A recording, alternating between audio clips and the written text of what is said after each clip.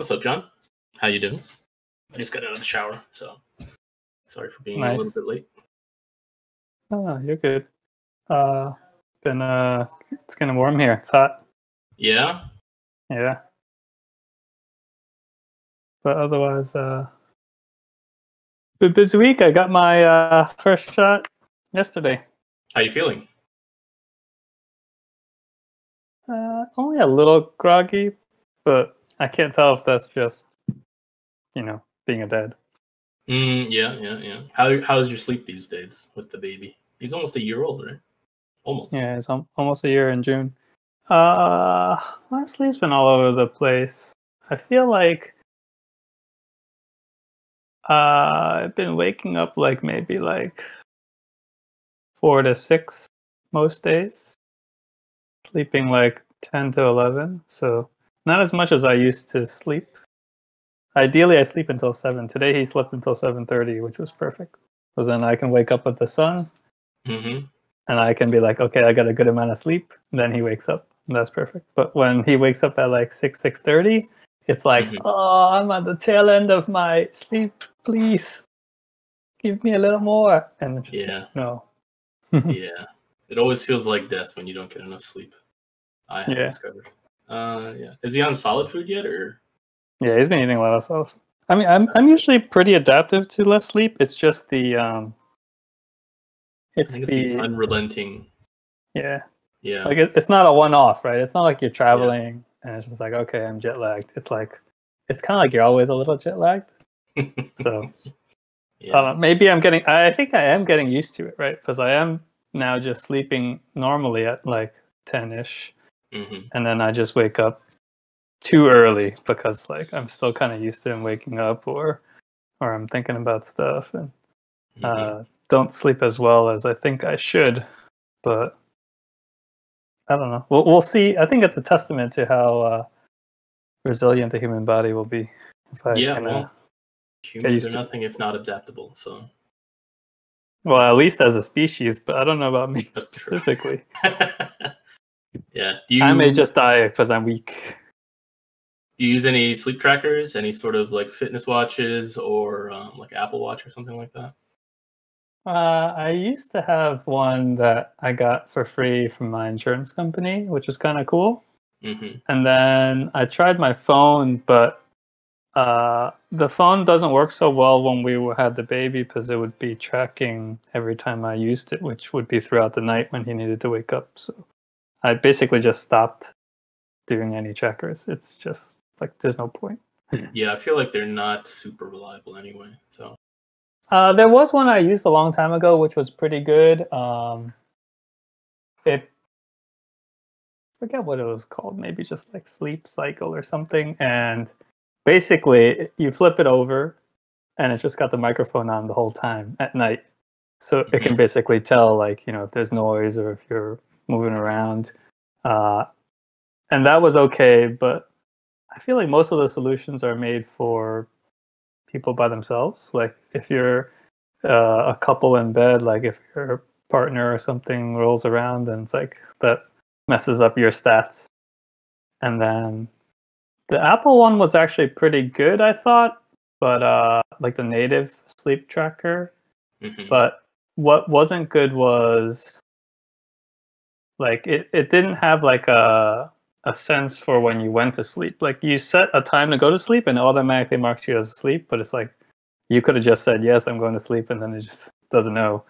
And then the same for when it wakes up. It's I used to have an alarm, and so once my alarm went off, then it would just say, okay, you're awake. But that's not really the case either, right? Most people do snooze, or they just say, stop the alarm and sleep another 30 minutes. So I tried that for a little bit. It was kind of cool to see it and see it change. Yep. And there are a lot of proponents online and stuff of the measured life, which is interesting. But I haven't had a really good sensor for it. I think the right way is to do a true watch. So it could sense movement and everything. But I don't wear watches anymore with all the programming because it's just extra pressure on my wrist, and you don't need it with phones anymore. So it's kind of like an expensive accessory just to measure sleep when there's not really much I can do about it. That's true. That's true. Yeah. How about you? This old Fitbit that my sister gifted to me a few years ago. I check it periodically, but I don't really check it too often. It's mostly just to see, like, yes. I mean, I started wearing it because I noticed that my sleep was extremely disrupted. But since then, I've kind of a combination of fixed my sleep habits, but also they just kind of resolve themselves naturally. So I just wear it out of habit now, I guess. But I took it off. From what I remember, your sleep's always been all over the place. I don't know if That's it's still true. the same. Largely, it's the same. Yeah, but lately I've been sleeping more soundly. Okay, that's good. Yeah, I wore it when I first got it, of course, but then I took it off because I was just doing a lot of construction to the house. It was constantly getting like dust and paint on it and stuff like that. It just didn't feel like it was worth it to keep it on, so I took it off and forgot about it for a couple of years. So, yeah. But again, I don't know how accurate these things are because what I think of when I think of tracking sleep is like electrodes attached to your head to measure what kind of brain waves are coming out of your head and things like that. Are they delta waves or whatever? That would probably be the most accurate. But I don't know. Sleep's always been weird with me because I'm one of those people that, like, I say I never dream, and whether that's true or not, it's like I wake up and I don't recall any of the dreams that I've ever had, for the most part. Like, yeah, I think a lot of people can relate to that. Yeah, I'm the same.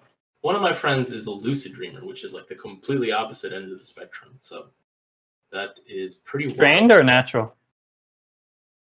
Say again? Trained or natural? Natural, yeah. It's just always lucid dreamed from when she was a kid. So that's pretty cool. It is pretty cool. Although, like, I feel like that, like, I don't think lucid dreaming 100% is great. I think it's cool to be in control when you want to, but I think part of the beauty is also the randomness. Yeah, from what she's told me, it is somewhat random, and she doesn't always have control. And sometimes when she does have control, it's like limited control. So it's not like it's not like she's the complete architect of everything in her dream. Okay. You know what I mean? Yeah. Because it'd be kind of lame to be like, my dream's limited to my own imagination. So that kind of sucks. Right? Yeah, no, it's true. It's true. Have you ever had... The last I read on the science is everyone should be dreaming. But, like, yeah, definitely you don't remember it because it's kind of meant for, like, processing and pruning your memories and stuff. So yeah, but I'm saying, like, a lot of people, they wake up and they remember their dream, but then as they go about their day, they forget it. I never remember anything. Like, I just lose consciousness and regain consciousness. It's almost like a switch that gets turned on or off. yeah, I think that's how it is for me most of the time. But are you saying you've never dreamed? No, it's just I haven't had a dream in a very long time. Okay, I think that's fine. That may be part of your crazy sleepness. I don't know if it's good or bad, but maybe it's a good thing. Maybe. Who knows? Who knows? Yeah. You ever have any lucid dreams? No, I always thought it was a cool idea, and I heard about like you could train it. That's what I was asking the question before. Right. So, like, if you have some sort of trigger, I guess, and so you kind of ingrain it in your memory. So then, when you are dreaming, you can be like, "Okay, I'm dreaming. Like, let's try to do something or whatever." There's apparently some. Yeah, it can be trained, from what I've heard. I've never really tried seriously to train myself, but there's also different compounds that you can take to help. I think like 3 milligrams of melatonin, half an hour before bed, can sometimes be a trigger for lucid dreaming. Apparently, nicotine is another one, and then there's at least one other thing. I forget the name of it, but it's almost like a vitamin or something like that you can just order off of Amazon, and it's supposed to be highly effective in inducing lucid dreaming. I've never tried any of those things, but that's interesting. Well, I've done melatonin, of course. I feel like that's the most common thing. Yeah, that's pretty benign compared to like nicotine or something. So yeah. Yeah, apparently a nicotine patch could also work, which kind of makes sense. But again, I don't smoke and I've never tried it, so. So that's interesting. You could get addicted to lucid dreaming. You could be, yeah. I don't know. Give me another one. Oh, I mean, it certainly sounds cool. So. Yeah, I haven't really looked into it. I'm not sure if there'd be really a benefit. Lucid dreaming, just for entertainment purposes, maybe. You figure in a dream you're already pretty relaxed, so yeah, you're essentially auto-entertained. But to actually take part in it would be, I think it's at least interesting to do it once. So yeah, for sure. Yeah. So if I ever come across some melatonin and I need to take a nap, I've got a big jar from Costco, so you can have as many as you want if I ever get the chance to hand these off to you. Well, why do you have a big jar then if you aren't trying to lucid dream? It was just when I was having a lot of sleep problems and it was interfering with my daily schedule. So it's just a holdover from that. Sleep's important. Yeah, it is, definitely. Cool. What's been good with you? Not much, you know. Still tracking the GameStop situation, as usual. Still hanging out with the people that I met through Clubhouse on Discord. We've all moved to Discord now. You know, still talking to my mom. She's getting ready to move out of the house. And so she'll be living with me temporarily. So do you think that Discord now has the what's a good term for like that bootstrapping factor? Like if you were able to find the friends at Clubhouse, right? Do you think you could do that same thing at Discord now? Or is Discord only for like after you're already a group? I feel like the user base is different. But then I also think the user base of Clubhouse has changed. When you had first given me, you know, Carmen's old iPhone and I got onto Clubhouse, Clubhouse was still relatively new. Like it had been out for a couple of months, but it was still new enough so that people were still really curious about it. And it seemed like the people that I was encountering generally were nice people. Reportedly now, when you go on Clubhouse, people are trolls, they're really toxic, and I don't know what changed, but that is the report that I've been hearing. And as a result, people have been discouraged from using it. And now, at least in my group of friends that I met on Clubhouse, most of them tend to avoid it just because there's like very little activity, or if there is activity, it's very boring or not to their taste. I don't know. How about you? Have you been using Clubhouse much?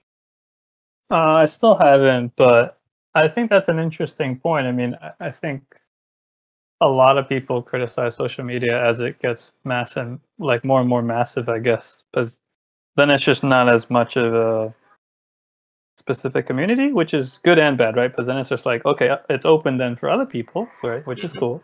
But then like, you know, Clubhouse end of the day is still new and it's a startup, so they have to like figure out like what are good ways to not necessarily censor, but you know, mark content as inappropriate or people that do bad things that kind of ruin the community. I feel like they really tried to do that, and that's still their intention, but it's, you know, it's not there yet, and it's an interesting thing, right? Because I think what's good about Clubhouse, like much like you, how you found new friends and have a new group now. It's like, yeah, I also like got to hear a lot of new people, but new people can, you know, it's a double-edged sword. It's like new people can be really good because it's like, oh, I didn't know there were all these intelligent people out there about whatever topic. But it could also be like, oh, I didn't know there were all these like stupid people that are like just trolling or like purposely, you know, trying to sabotage conversations or something. Like, so that's like kind of weird. And so like I've kind of gone more like, okay, I'm just coming back to Twitter and just like reading things, but now I can like follow more people that I saw from Clubhouse, which is cool. But I don't hear them as much. But then Twitter's a little bit more like isolating, and because it's it's it's been around a long time now. Jeez, it must be True. coming up on it's just past 10 years, I think. And Probably, yeah. and so like a lot of people complain, like I said before, about like Twitter is essentially mass social media, and so then people like complain about trolls, just like YouTube commenters or Reddit. And I read this guy that wrote something about like, in general, I've over the past 3 years, I haven't used much social media, and so I've just been coming back this year.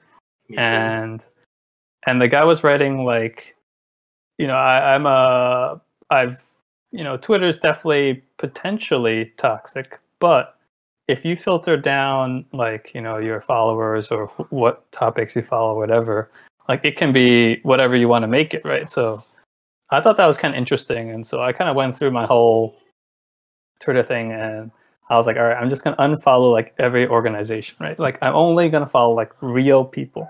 And then they were like, so at any time someone says or does something that you just not necessarily that you don't agree with, because like then you get into the bubble, but it's just like something that you think is just not conducive to the environment, then like you don't have to follow them anymore. So then you just won't see that stuff anymore.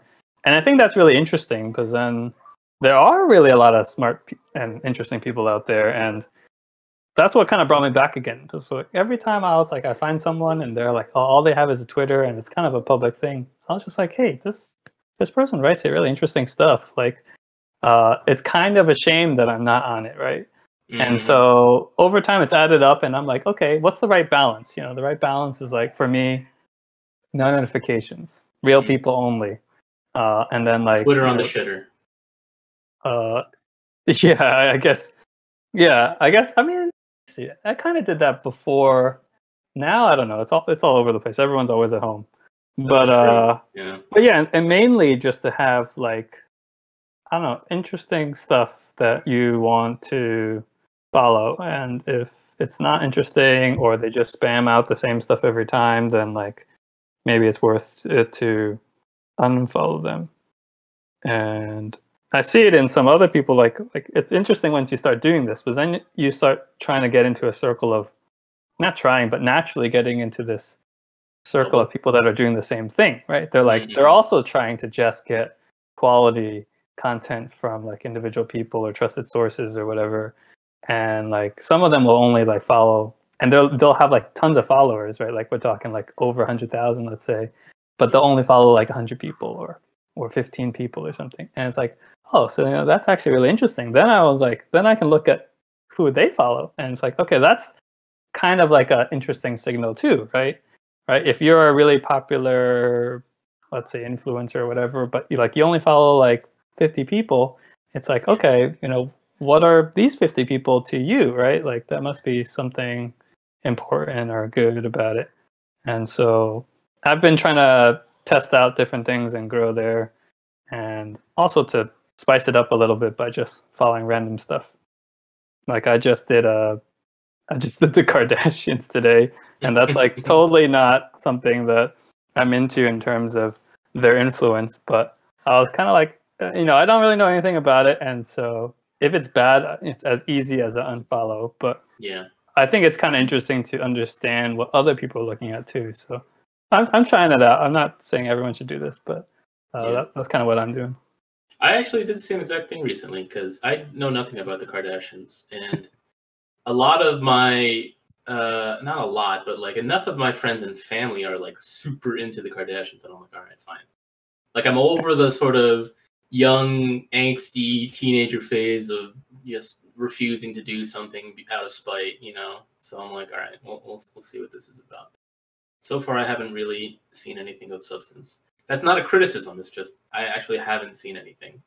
Yeah. I mean, there's definitely the whole like whatever hot people on social media thing, but I'm actually thinking of a bit more like, okay, end of the day, they're still great entrepreneurs and business people. So like, there's something to be learned from that, and so I'm just learning. Let's see what Sorry, happens. repeat that. You cut out. Oh, I said like it's not just about hot people on social media. They're end of the day, they are like great, probably entrepreneurs and business people, and so I think there's something to be learned from that, and I'm learning. Yeah, true. Me too, man. Me too. Yeah, so I don't know. We'll see. We'll see. Okay, cool. You followed all of them? I didn't know there were so many. I don't know if I have all of them. I didn't know either.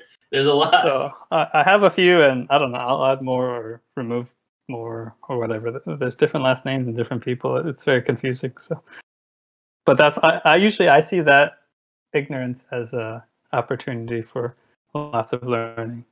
For sure. Carmen, of course, was like, "What are you doing? Didn't they just stop the show? Like, what's the point of following them now?" And I'm like, "Oh, I didn't know that." But in some ways, now is the most interesting time to be following them, to see what they do after the show. Like, I know that Kim has been doing a lot of work in the like the criminal justice reform space. She's gotten a lot of nonviolent offenders out of jail. You know, these are people with, you know, very minor charges. You know, I think oftentimes for marijuana, which is legal now in most places, if not all places.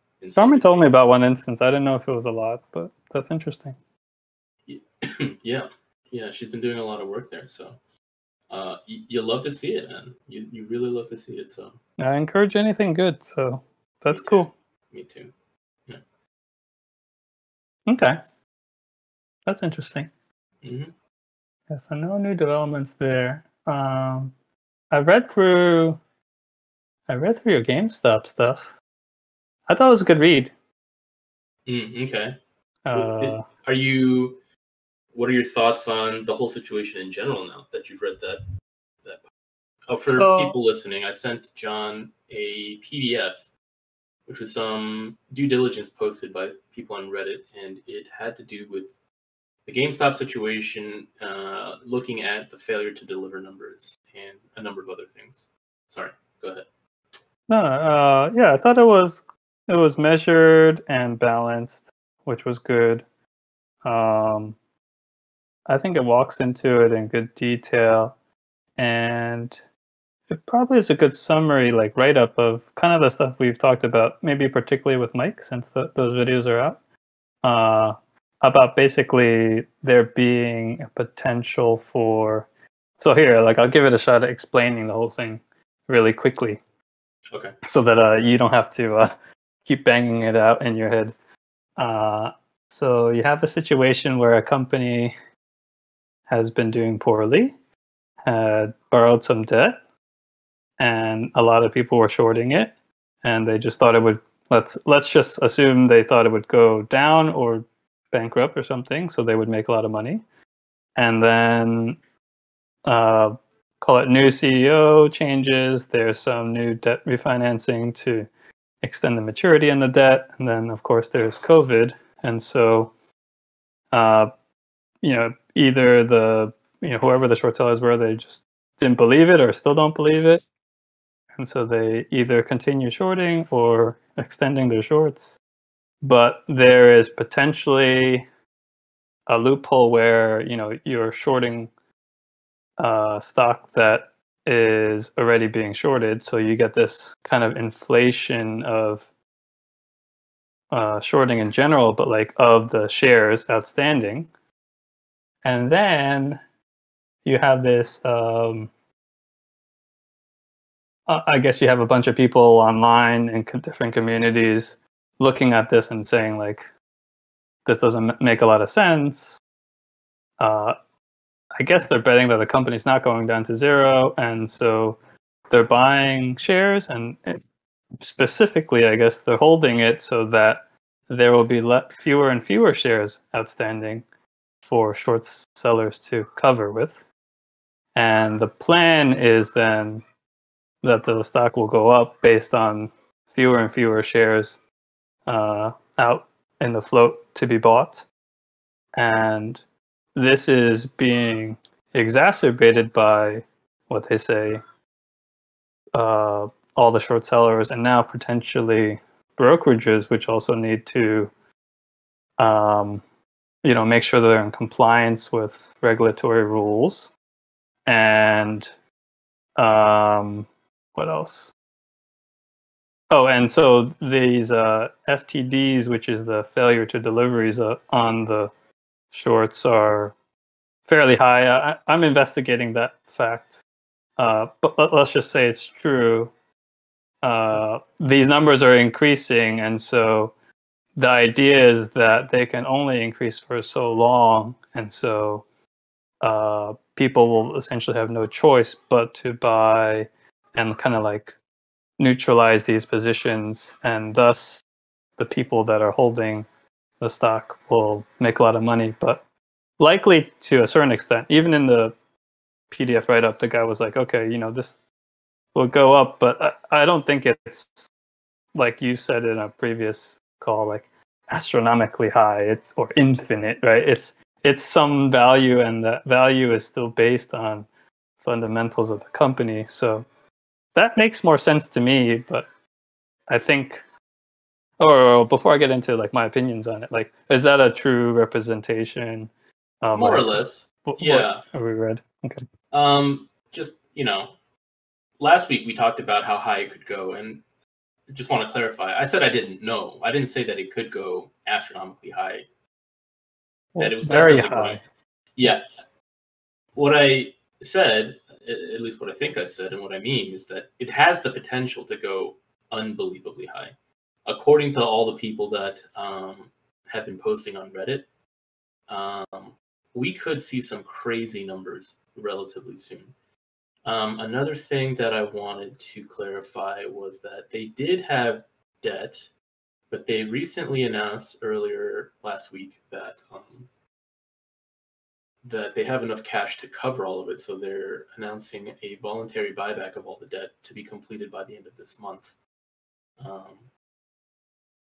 April 30th, which could mean that they are doing it early enough. And the reason they want to do the voluntary buyback is because that the deal of the loan that they had taken out prevents them from engaging in a number of beneficial activities, including buyback of shares, new partnerships and collaborations with other companies, issuing more shares if they wanted to, I think, but also dividends, doing a stock dividend. And the interesting thing about the dividend is that, well, it's two things, right? If you're doing a traditional dividend, even if it's a penny, short sellers have to pay the dividends on the shorts that they've taken out. The other interesting thing that we saw recently with overstock.com is that if you choose to issue that dividend as a bespoke cryptocurrency, as a token that only that company can issue, short sellers have no choice but to locate all the shares that they've borrowed. And that in and of itself can cause a short squeeze because they are unable to create this bespoke token if it's not available on the market. Right? So people who receive the overstock token would have to sell those tokens on an open market for short sellers to buy from them and then issue them to the shorted shares that they have. It's a little complicated maybe, but there is potential there for what will happen with GameStop. And we are assuming this because it was a popular theory, but also lately they've been hiring crypto experts, NFT experts. And there's already legal precedent set by overstock.com on this because short sellers took Overstock to court, and the courts deemed that this was fine, that this was legal. And so we learned from Overstock that just by issuing a crypto dividend, it forces a short squeeze. So there was one other thing that I wanted to clarify, but I can't remember what it is. So. Well, that's actually new. I don't know if that's a clarification. That's wild. Yeah, that's pretty wild. Yeah, I mean, I don't know. I'm not familiar with the Overstock precedent, but I know there were a lot of stuff going on there. A lot of people have always complained about short sellers and stuff for certain companies. So I think that's all well and good, right? Like, end of the day, it's like, okay, those are potential upsides, but like, I mean, in reading it, right, I thought what was interesting, and I think also what's important is like figuring out that value, right? It's not to the moon. Right? It's not like $1 billion a share. Like, no, that just doesn't make any sense. So it could, John. It could. It makes sense if retail owns the entire float, right? If retail owns let's say 99% of the float, or even more than that, right? And there's only institutions left that might be selling some shares to cover, right? And if the short interest really is as high as some people think it is, that number could go insanely high, right? So if you think about No, this, I don't think so, though. Right? Like, so. well, why not?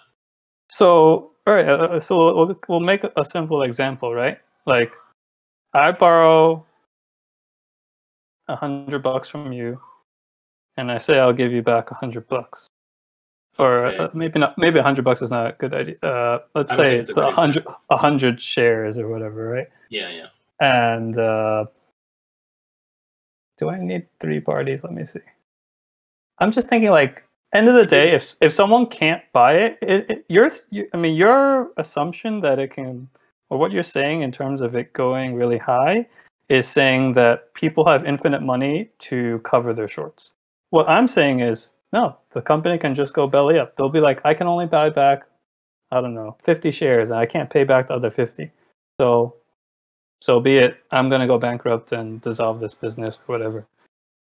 And so it's not like if the thing reaches, $1 billion minus $1 a share, that they'll be like, oh, well, I have to buy this share because I need to return it back to Conway. They're going to be like, no, I can't afford it. You're going to just have to take all my other collateral, sell it, and then it's still not enough, and I'm going to go bankrupt. And if that is truly systemic, which I think is what you and other people online are saying, then sure, that may happen to a lot of people, right? But that's like a different thing, right? Whether a lot of companies go down because of this is one thing, but whether you make money is a different thing. So I don't know if it's really going to go. I rather think about it as like, I think like much they wrote in the PDF, and it was like in one of the FAQ footnotes. It's like, how high can it go or whatever. It's just like, end of the day, the company's worth some amount of money, right? So, if they make whatever, $10 million a year, like maybe they're worth $100 million. But like, it wouldn't make sense for them to have $1 billion a share if they even have 100 shares. Like that just doesn't make any sense, right? People wouldn't even buy the stock for $1 billion a share. They'll just be like, I'm just going to buy the company for $100 million. Like, so I don't think it's astronomical. Like, I think that's the part that I don't think really makes a lot of sense. There is some number, and yeah, maybe it'll even be high. But when I'm saying high, I'm talking like, I don't know, like maybe 1,000. I don't know. Yeah. But not like $1 million here, right? It's just, I don't think that makes any sense. So I think from my perspective as an investor, it'd be really difficult to figure out all these things. And sure, they can be potential upsides, right? Like all this short squeeze stuff and, I don't know, crypto dividend stuff. But end of the day, let's say all those short sellers go out of business, they have to cover their shorts. This company's worth something. And what we should, I feel what we should be looking at is like, okay, we should try to figure out what that company's worth. And then eventually it's going to go there, right? Like up or down over the long term. But over the short term, it's kind of like very hard to decide. Like I don't know if this is a rumor on the crypto dividend, right? Like I don't know if it's for real. And so like, I don't really know how to value that. But yeah, the whole short numbers, like you've said before and many times, is like, we don't really know if these numbers are right or is it too high? Like it doesn't even make sense, right? So it's just like, are they even right? And so I was looking at some SEC stuff on the failure to deliver numbers. It looks like they came out March 31st, so they came out late, relatively recent. Right. End of the quarter. So yes, the problem with the FTD data is that not only was it late, they didn't even publish the first half of the month until the next month. So that seems a little bit suspicious, but at least it eventually came out. The problem with the FTT data in general is that hedge funds have found numerous other ways to hide their short positioning so that they can juggle these FTD numbers. But also, there's reporting periods, so we don't actually see, that that period of time until much later, when the reporting period has passed. So they can make things look good on their end before they have to report, but then after the report is submitted, they can go back and have really high numbers. So that's a problem for retail investors because we just don't know. But with all the other methods that they've developed, I don't know if it's been developed recently. It seems so. It's impossible to tell how much. I mean, the synthetic positions have been around. It's not like this is the first time it's ever been invented. But right. I think the main thing is all these things kind of working together and getting to some unstable state, right? Like, you and me could make a synthetic position of whatever, but it doesn't really move the market, right? Like, the problem is people are saying that there are so many people doing it that it's artificially depressing the stock, let's say, and so it should be worth more. But like, I haven't digged into their filings and done like a true valuation. Like, that's hasn't really been worth my time, honestly. But it doesn't seem like that crazy, right? Like, I mean, lots of companies are valued higher than they are or less than they are, but it's not like we're not talking like I don't know, 2 orders of magnitude difference or something. So I feel like this is mostly a trade, which is why I don't really feel like it's that important. Because it's just like, okay, let's say you and the internet community is right on this. I don't really think it's the 1000x that people are talking about. So I don't really think you're going to make that much, even if you're right. And then even if you're right, you don't really learn that much from it for the next thing because you have the rest of your life ahead of you. So, or anyone, but so that's kind of how I see it. But I mean, it is a weird, interesting position, like a circumstance. So I'm trying to dig into it, but there's all the lack of information. Like I also do want to say that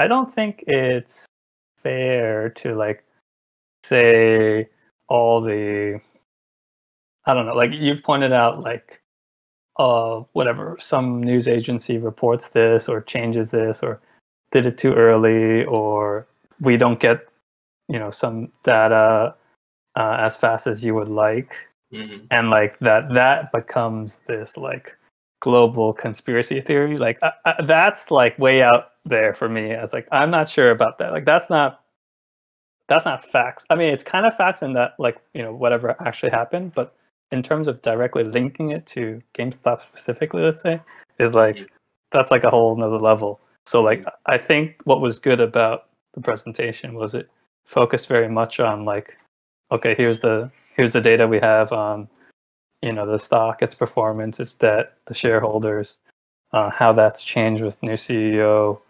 and things like that, and just kind of the logical argument for it, and then saying yes, it can go up, but go up how much? Like, I don't know.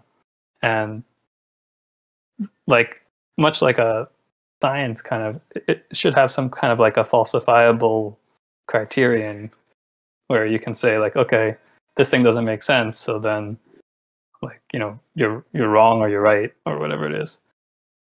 So that's how I'm trying to look at it. I'm gonna have to disagree with you. That's okay. I think even if the stock goes to $1,000, percentage-wise, it's a large gain for a lot of people. Even for the people that bought at the peak at $400 or $500, I think there's a few of them out there that bought at that peak. Even if it goes to 1,000, that's 100% or more gain. So that's pretty good for 3 or 4 months if it happens soon, right? Yeah, I'm not saying that's bad. I'm saying that like when I look at these things from a young investor standpoint, I'm not looking at it from a trader standpoint. Well, anyone would love making 100% in 3 months, right? Yeah. That's irrefutable. Yeah. But what I'm saying is that like being right and good at this doesn't mean that you'll be able to do it again. Like the GameStop situation will go away. Yeah, and I agree with that. You're like not. I don't think like getting better or figuring this out will help like me find the next GameStop or something. Like, it's not like it's not like every company is like this, and even if it was, it's gonna change. Yeah. Yeah, I mean, I agree and disagree with you on that point as well. Like, I disagree that this doesn't teach you anything, because personally, I've learned a lot. I've learned a lot about the mechanics of the market and how how things can affect prices of an equity. But I agree with you in saying that it may not help you finding the next GameStop, but for a different reason. And the reason is because if you look carefully into all of the DTCC rule changes that they've submitted, half of which have been approved by the SEC already, it seems like this may be a situation that can never happen again. One of the most recent ones that I saw was requiring people to have and prove that they have collateral to cover any short positions that they decide to take out. And currently, that's just not true. You can take out more short positions than you have collateral for, apparently. So you can over leverage, and that appears to be what Citadel and Melvin Capital and Susquehanna and a number of other institutions seem to have done, is that they've over leveraged on this one.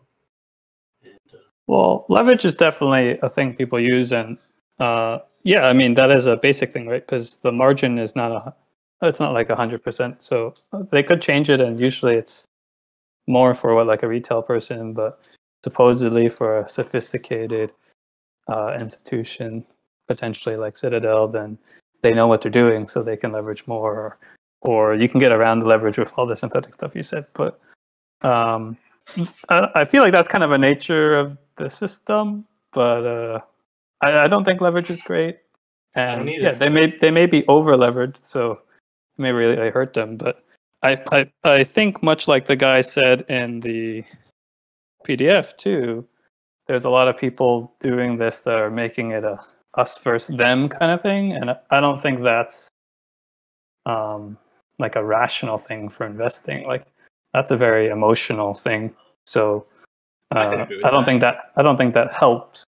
But yeah, in terms of like if we stick to the facts and the logic of interpreting those facts, then like yeah, something's weird, but is it weird enough to I don't know, spend a lot of time on it? Like I think in the PDF he said like it might take 24 months, so that's like 2 years for the the escalate or the shortening of the squeezes and new floors. But in terms of I think I don't know if you can really use the stock price to figure it out, but it had that big spike when everyone was talking about it. Now it's come down and maybe it's gone up a little bit, but it's not like it's a new floor, like he said, where it's like it should just keep going up and up as people hold onto their positions and the short sellers have to cover.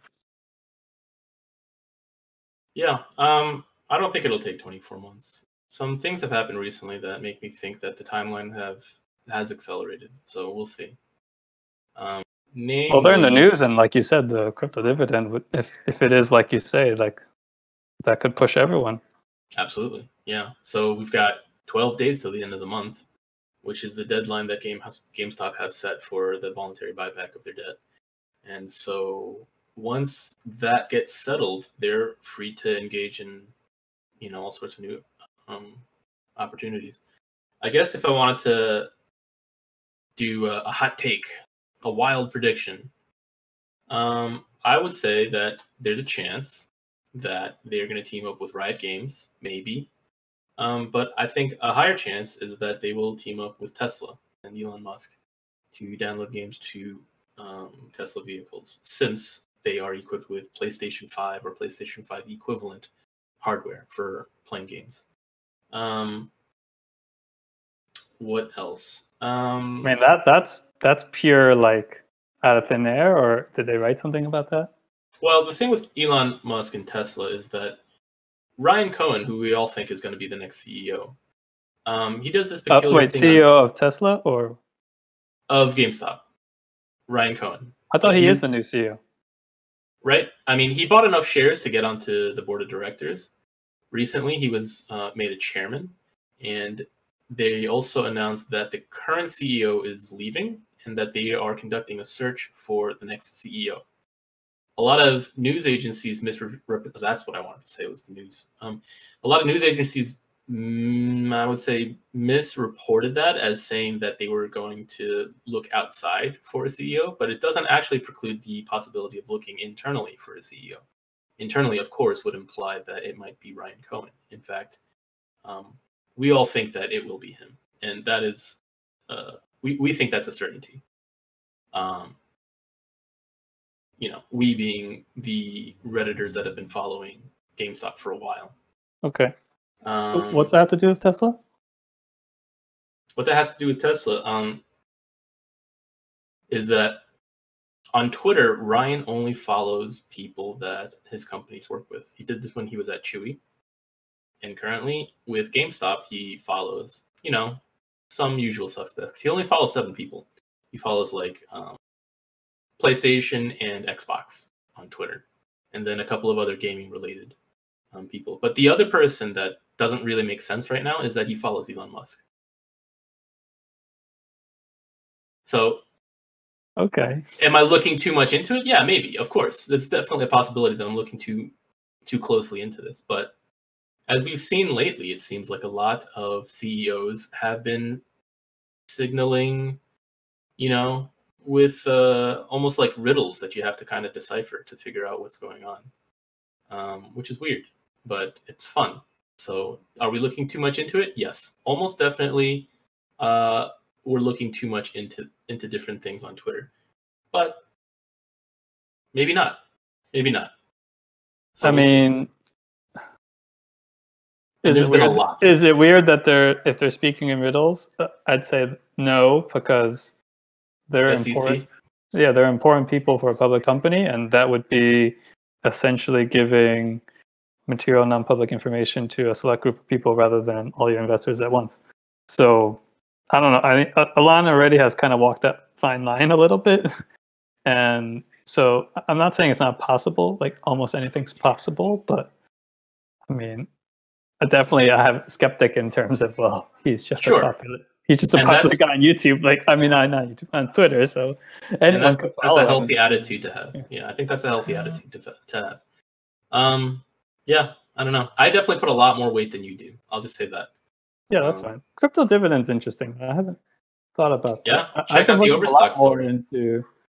I'll probably check that out. I've been looking a lot more into the crypto stuff. So yeah, that's, even though like I've said before on this, like I was like, about it, and so like I don't know, you and other friends and other people and like whatever people I heard on Clubhouse were talking about, and I was like, man, there's a lot of smart people talking about this. Like, Lisa has some potential future, I think. So like I can invest time in it, I feel, to like the little time I have to like read up on things. There's so much out there. So it's like, even if I don't think now is particularly the best time for anyone to go all in on crypto. I think it's virtual currency. Yeah, I think it's a horrible time right now. I don't know. I mean, but the main thing, like, I don't care right now if it's a good time or not, right? That's kind of what I'm trying to be consistent about between stocks or virtual currencies. It's about like next 20, 30 years. If it is something real, then it is worth learning about, because then you can be ready for the next time or when things go down or whatever, right? Like I think something that's good to be involved in is like if it goes down or it goes up, you'd still want to be part of it. And so I'm not sure that's really true for GameStop, at least for me. So that's why I'm kind of like, well, I can look a little bit with what you send me and stuff, but I can't spend my precious time on it. But the cryptocurrency stuff is an intersection of a lot of things, and that I'm a little more familiar with, and I think it could have some potential. So I don't know. Yeah. It's okay to have a small position. That's true. Yeah, well, most recently, cryptos took a huge correction. Apparently, a lot of Bitcoin mines got flooded recently within the past couple days. And so the Bitcoin network lost like 20 or 30% of their computing power overnight. Yeah, I heard about it going down. I don't know why, but it doesn't really seem that crazy either. I mean, the thing's going up and down so much all the time. So Doesn't really seem out of the ordinary. Need more information to determine if it's something weird or not. Dogecoin actually pumped to 46 and a half cents, which is huge considering that 3 months ago it was at like 4 or 5 cents. So, I know people that have made quite a lot of money on that, so good for them. And then it crashed to 22 cents, and now it's back up to like 35. So, again, crypto is very volatile, so. I mean, I looked a little bit into the Dogecoin thing. I think really, it was made more to be fun and as a way for a lot of people, anyone really, to be involved because it was like cheaper or had smaller units of value, let's say, really. It was a coin made to make fun of crypto coins. I don't think that's really true. I think the creators are fans, but they wanted it to be more I think they're fans user friendly.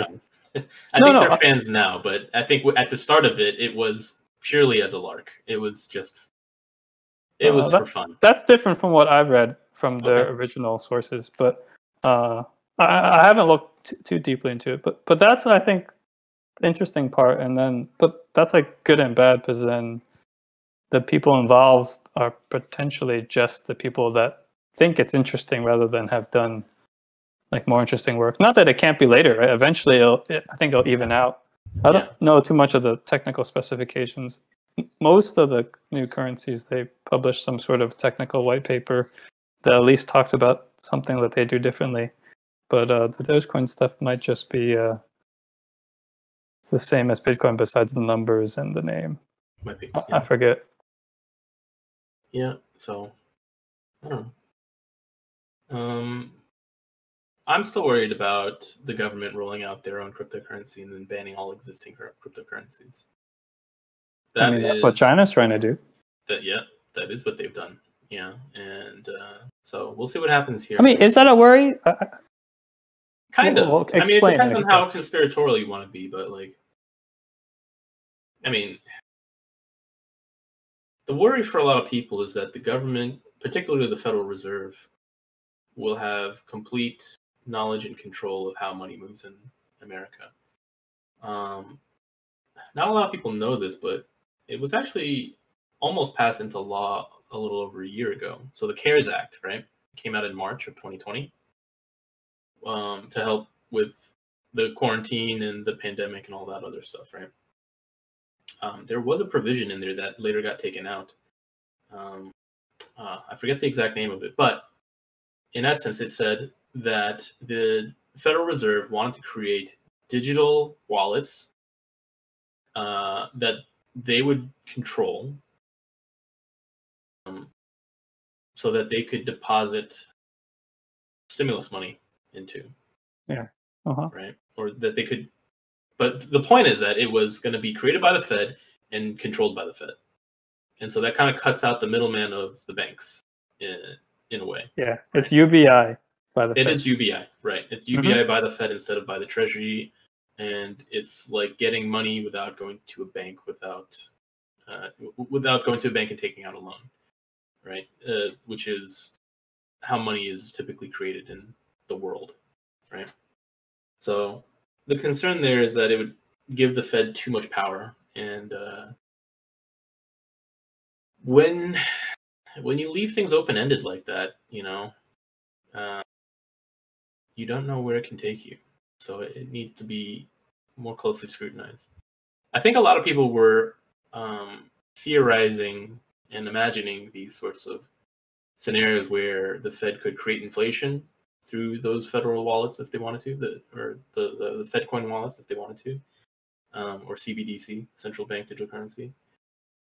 Yeah. But also encourage spending in certain sectors, kind of like how credit cards already do. It's like, oh, you can get 5% cash back if you spend it on groceries and gas or something like that. And then it promotes people buying groceries and gas instead of, I don't know, eating out. Well, but instead of a cash back, it's literally giving you a credit, right? So to say it right now, assuming everyone had a credit card, if the Fed just gave everyone $100 credit on the credit card, then that's like free money instantly that you could, spend on stuff to potentially stimulate the economy or whatever. So I think it's interesting. I think I've read that they're still looking at it. But the community is like maybe a little divided on it. Some people see it as, in a way, it's validating virtual currencies, and in another way, it's like, well, you're losing some of the principles of what it was founded on. But I think that's been the trend. I think everything to become more practical for the masses, they've had to make sacrifices on, like, okay, things are no longer all anonymous. Like, we need things to work. So like, if I need to send to Conway, I need to know who Conway is or whatever it is. And so little things like that, or even maybe some of the centralization stuff with the miners and like that, those just have had to be kind of practical trade-offs that I think are okay. I think that's the natural development of most philosophies, theories, and even programming, like grand architectures, right? It's like, the real world's kind of like complicated with weird edge cases, and so you kind of have to say, okay, well, it'd be super elegant if it always worked this one way, but it doesn't work, and we want it to work, and so we'll do that, and that's okay. Yeah, I don't know. But the tracking thing's interesting, right? So I think there was also like recently the old CIA director or something wrote, like, because one of the main criticisms of the digital currencies is like that people are thinking that it's mostly used for like illicit black market activity and stuff, and so they were like, no, it's actually less than like normal cash, and the beauty of it being on a blockchain in general is you can like audit it a little bit better. So I could see the audit risk for all the privacy people. They're like, oh no, like once I've exposed myself, then like you can see everything I ever bought, and like maybe there are things that I want you to know, and like that's not nice. But I mean, that's a gray area, right? Because privacy is definitely a concern, and an increasing concern in our increasingly digital society, for sure. But it also depends on what you really mean by having that privacy. So like the great thing about cash, if you're like a criminal, is that it's very hard to track cash. And so you can bribe people with it. You can do all sorts of illicit activities. It's much harder to do that with crypto because of the blockchain. You can trace transactions through the blockchain. There are some cryptos that are anonymous, in which case I'm not an expert, but I would imagine that they're much harder to track if they're able to be tracked at all. And those cryptocurrencies certainly are used for illicit activities, but cash is the number one king of illicit activities. That is what people seem to choose to ignore. Well, it's also because it's the main medium for all activities. Yeah, no, that's true. But I think in that same article that guy was writing, like, there are certain currencies that are more focused on anonymity, and in a way that those are actually the ones that they don't want, because they don't really add much value other than hiding things, and the only people that really want to hide things are the bad actors. So actually, over the weekend, late last night rather, it came out that the Treasury apparently is investigating several financial institutions for money laundering activities through crypto coins. And it was around that time when that news broke out that the cryptocurrency started crashing. And it was only maybe a couple hours later that I discovered that, this hub of Bitcoin mining in China had flooded. So the timing, I don't know. For me, of course, obviously, because I lean towards more the conspiratorial side, all the timing seems very, very suspicious. When Dogecoin pumped, it was the morning that a lot of options contracts were expiring for GameStop. And particularly, it was Keith Gill / Roaring Kitty / Deep Fucking Value, the guy on Reddit that kind of became the figurehead of the Redditors for this whole movement, this, interest in investing into GameStop. He had 500 call options at the $12 strike. And that's really deep in the money. And instead of selling those contracts and then buying shares if he wanted to. He executed those contracts, and not only did he execute those contracts, he bought another 50,000 shares of GameStop that same day. So he spent like almost $8 million on GameStop shares just a couple days ago. On top of that, since January, he's actually quadrupled down on his position. He likes the stock. He really likes the stock, I guess. So with T+2, we should see the impacts by this Tuesday. So we'll see what happens. And funny thing about Tuesday, besides being Taco Tuesday, it's 420. So I think a lot of people are going to be getting tacos. Yeah, I mean, I think much like numerology, like you can read into anything and make it a horoscope. But I would normally agree with you, John, except that we've seen too many incidents of 420 and 69 this year in the stock market in general. I mean, sure, but I'm just saying, like, none of that. I don't feel like that has material value. It's like, I think if you want to trade on it, I think it does because of the meme value of it, the sort of mind virus that has infected so many retail traders. It's like 69, 420. It's a joke. It's a complete joke, and it's exactly because it's a joke. Just like with Dogecoin, it's exactly because it's a joke that it has become popular. So we'll see what happens. Interestingly, I mean, I disagree with you on Dogecoin, but sure. But interestingly, some new merchandise is being released by GameStop on 420. And also, they announced their annual general meeting is going to be on June 9th, which is 69. So, look, I'm telling you, man, there's some value to these memes. There's definitely some value to these memes. There's no value. I'm just saying it's not a worthwhile value. Like, you might be right. But I don't think you are in this case. I think we're going to see some pretty hilarious stuff happen. And what do you mean by hilarious? Do you mean profitable? Or? Oh, yeah. Well, for GameStop shareholders, yes, profitable. But we'll see. Again, no one can tell the future, John, right? Obviously. Well, yeah. Like, unless you have a legitimate time machine and your name isn't MarketWatch, no one can tell the future. I mean, I can tell the future. Things are going to change. Okay, fair. You're right. You're right. So, I mean, yeah. I don't know. Yeah, sure, 420 and 69, but I mean, they can play into it. In a way, it's kind of good for the company's PR. Like, if you were the chairman or CEO, like, why wouldn't you want people buying your stock? I guess if you thought it was actually worth more, but I feel like it's just like a slippery slope. Yeah, it can be, for sure. So, I don't know. We'll see. Wait, but were you what? You were saying that the guy exercised his GameStop options? So normally... What does that have to do with Dogecoin? Oh, that's just a joke. Oh, sorry. No, what did it...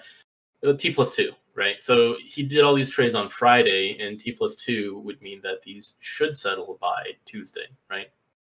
Okay. So trade plus 2 business days would... Yeah, I understand that. What does that do with Doge? Tuesday is 420.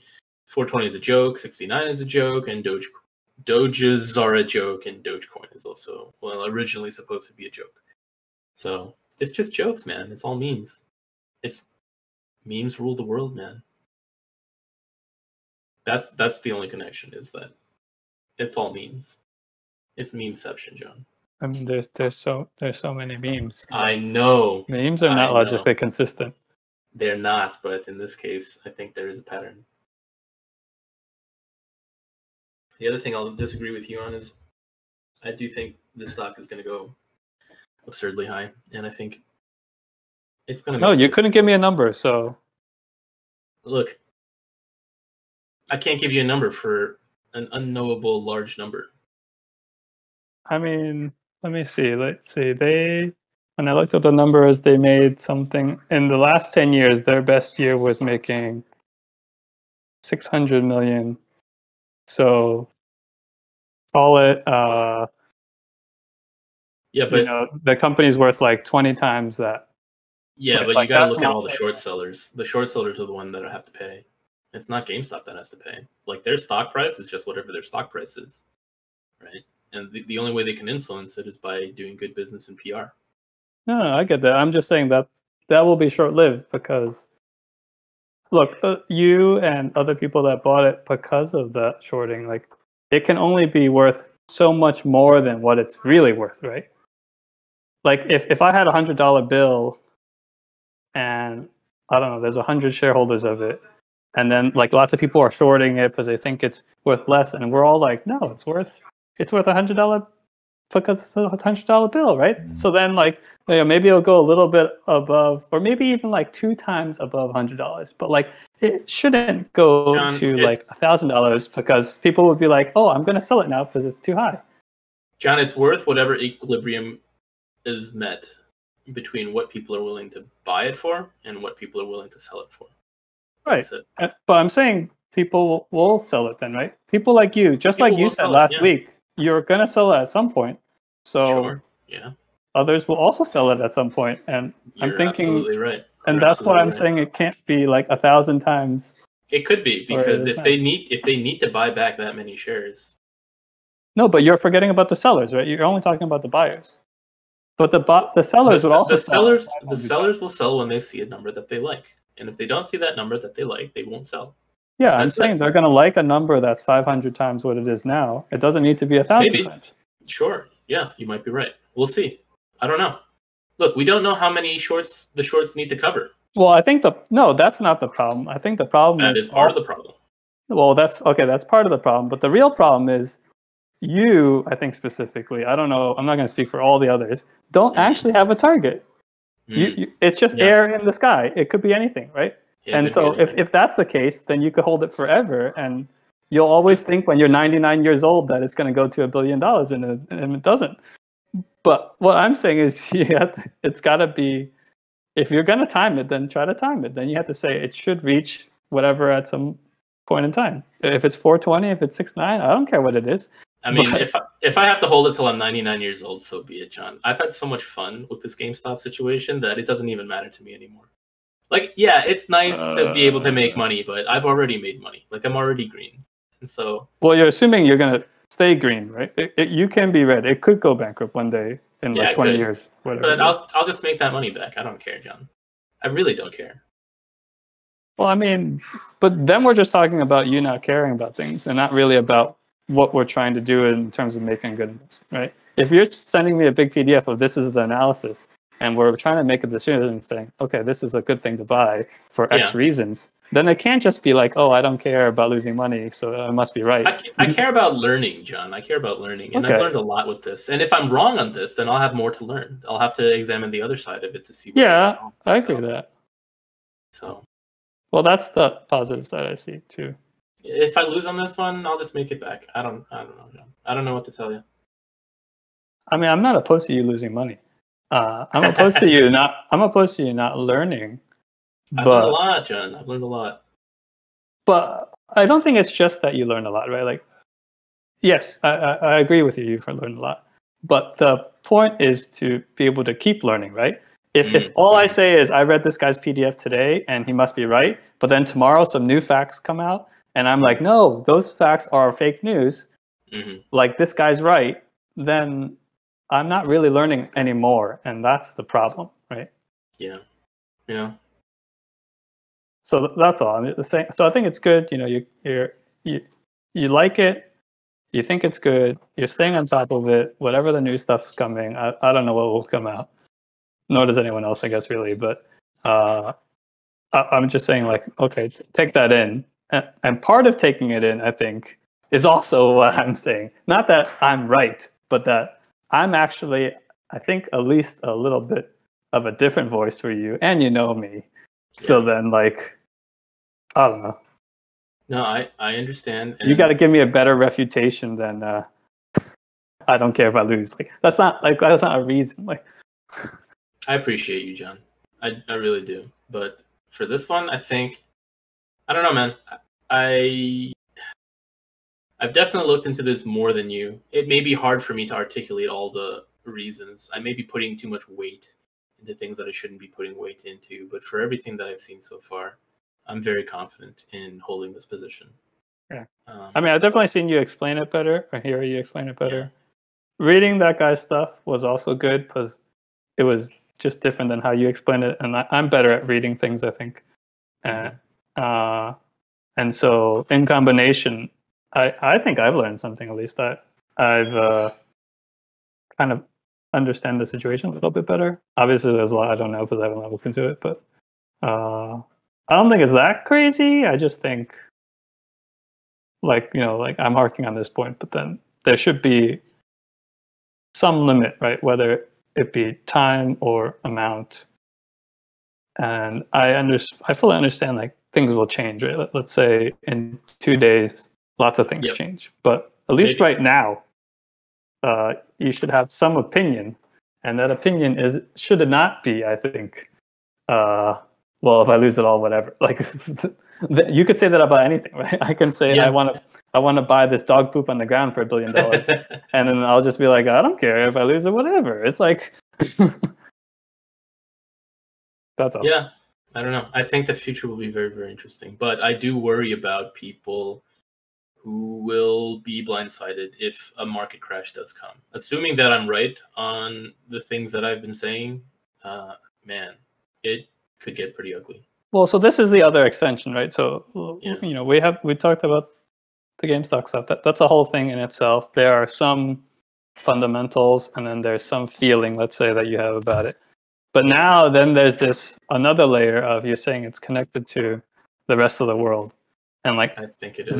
That's from the correlation of like news events and things, or? Look, it's not just GameStop. I don't know how many times I have to say that to people, but it's not just GameStop. It's lots of other companies that have been heavily shorted.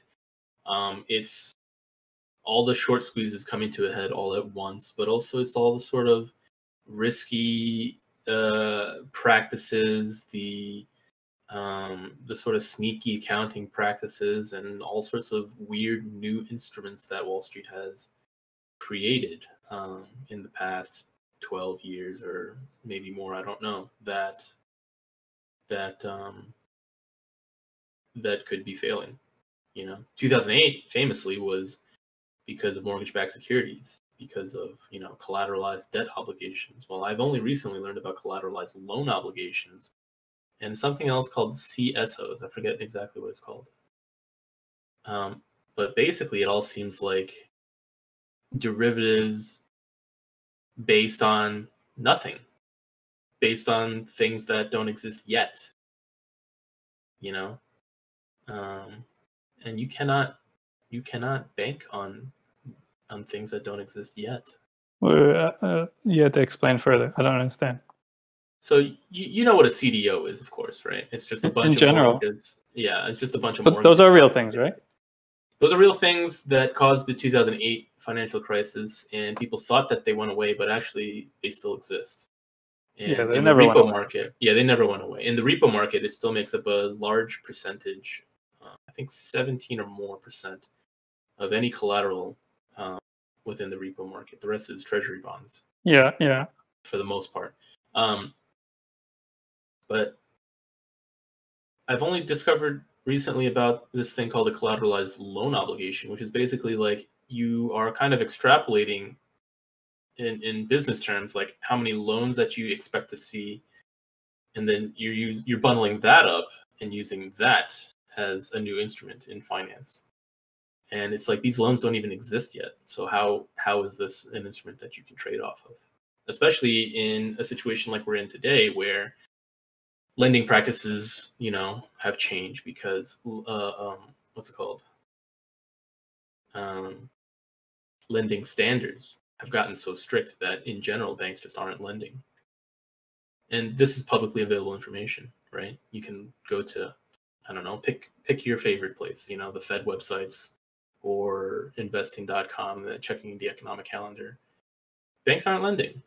And so if you've got an entire asset class, these collateralized loan obligations based on future loans that don't exist, that is a bubble.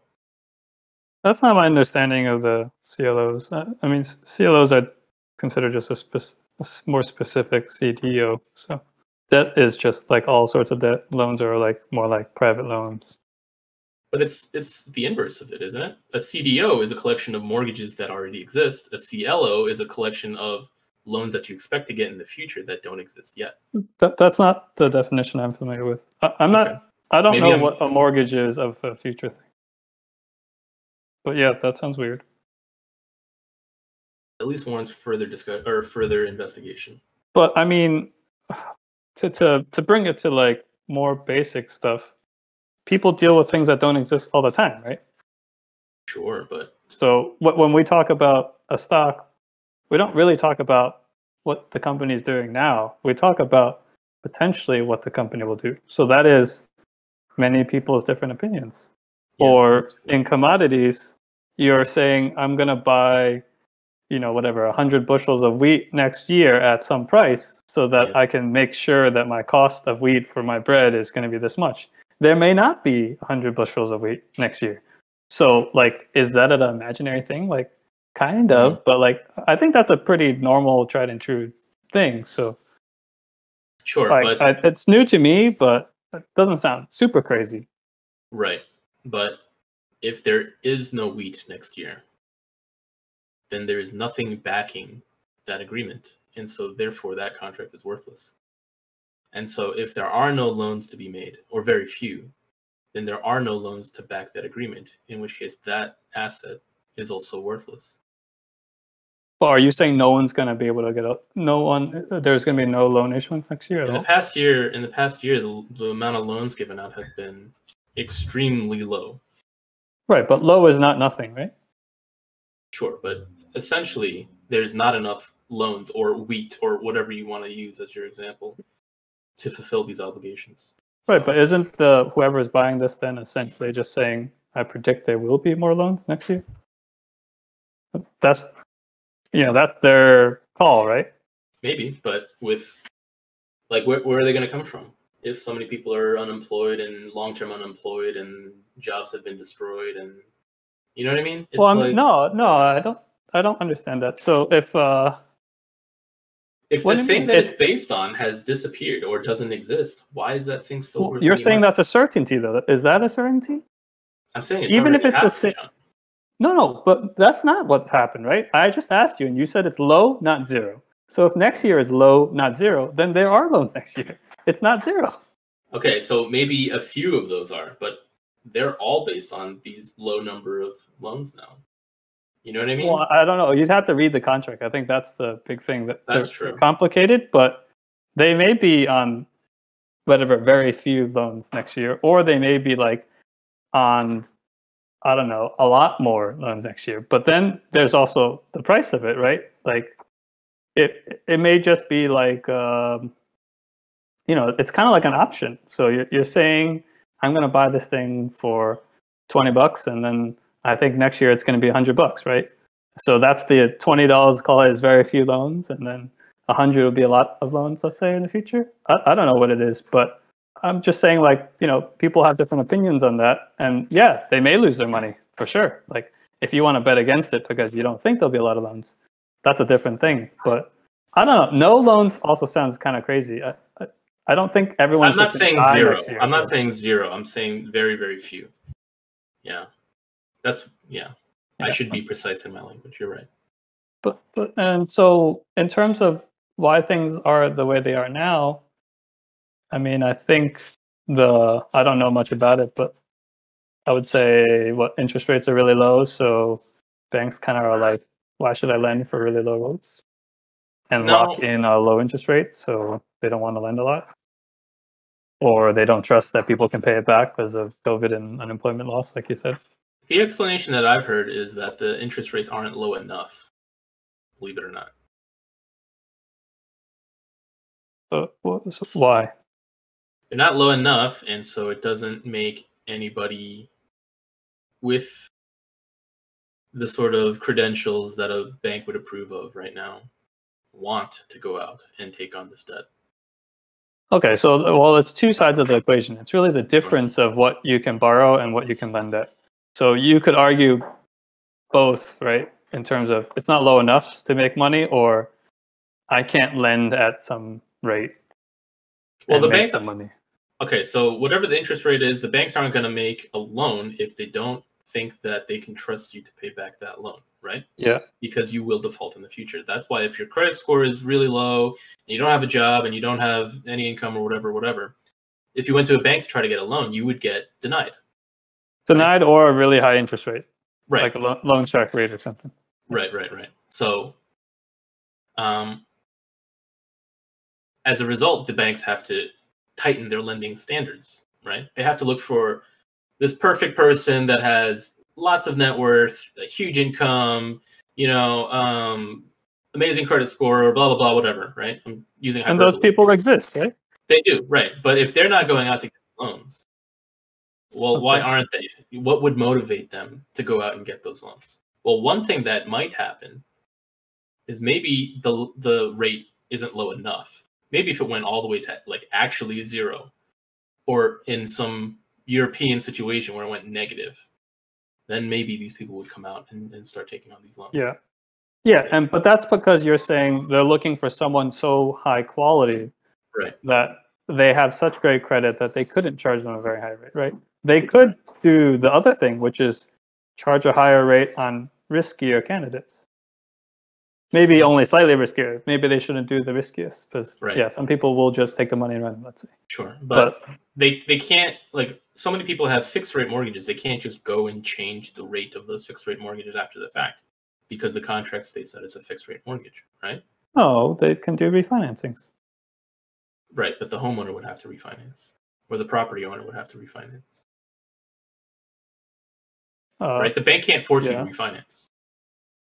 Well, they can give you a really good rate. Sure, but then that's the opposite of what you're saying. You want the banks to raise the rate maybe on these riskier loans. Yeah, but we're talking about new loans, not existing ones. So yeah, and I'm saying new loans they're not happening. You can check the data, John. It's been decreasing. I'm not saying it's not happening, I guess, but I'm saying, why can't they do the other side, right? Why do they have to wait for rates to go lower? Because they're like the lowest ever, right? Let's say. So why can't they just charge people more and lend it? The banks? Yeah.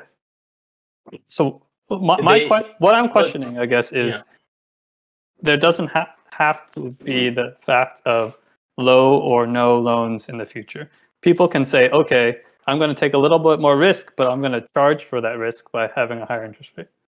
Sure, I suppose that's the possibility, but if nobody's getting these loans already, if they raise the rates, I don't think that's going to encourage more people to come and try to borrow. I think they need to lower it more to get people to try to come and borrow.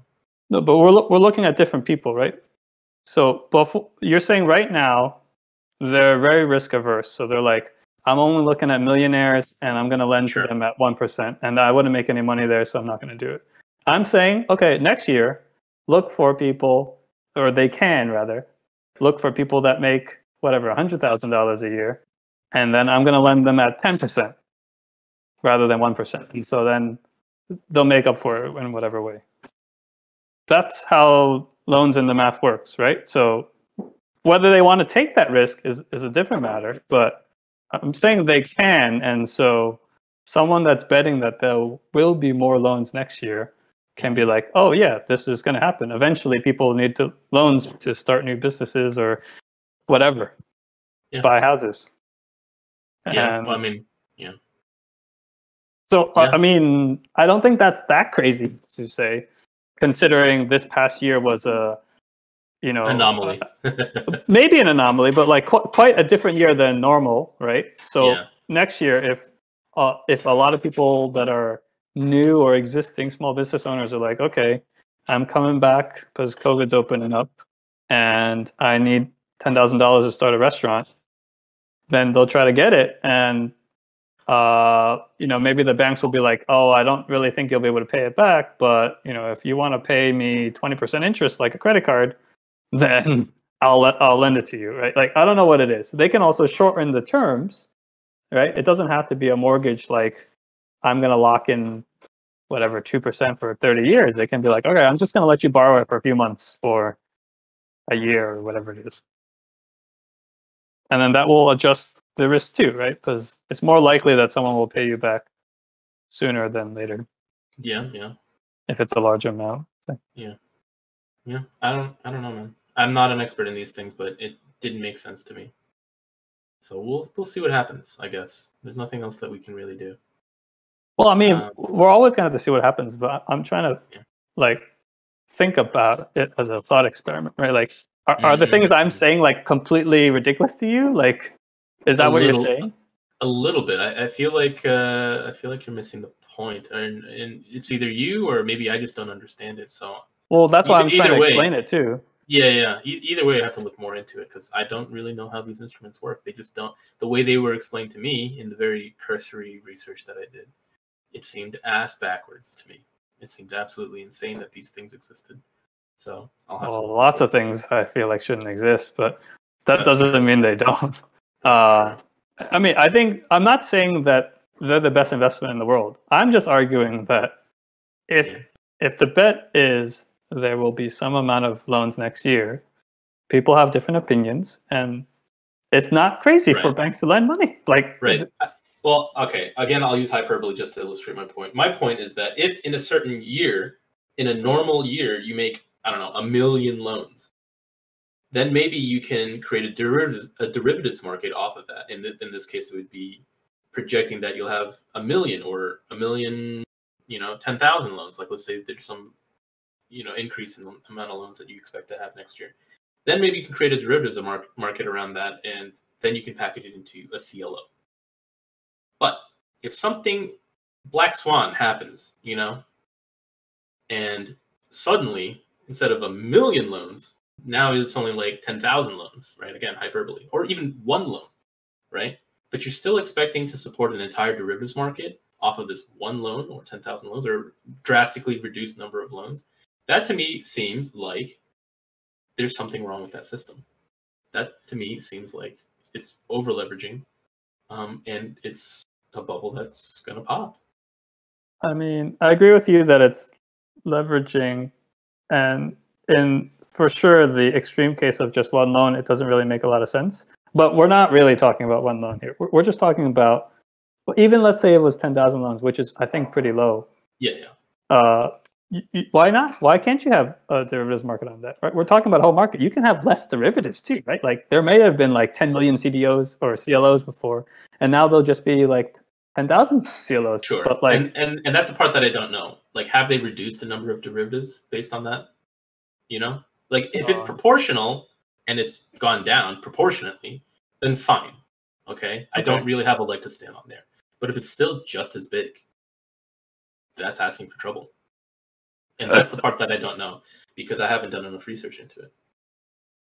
In general, though. But I thought you were trying to say the market shouldn't even exist, and I was like, maybe it shouldn't exist. I don't know. It seems pretty wild to me. I mean, there's a lot.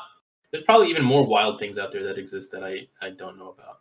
I'm sure there aren't, but I mean, these things are just made by humans, so it's up to the wildest imagination. You can do literally anything you can put on a piece of paper and calculate.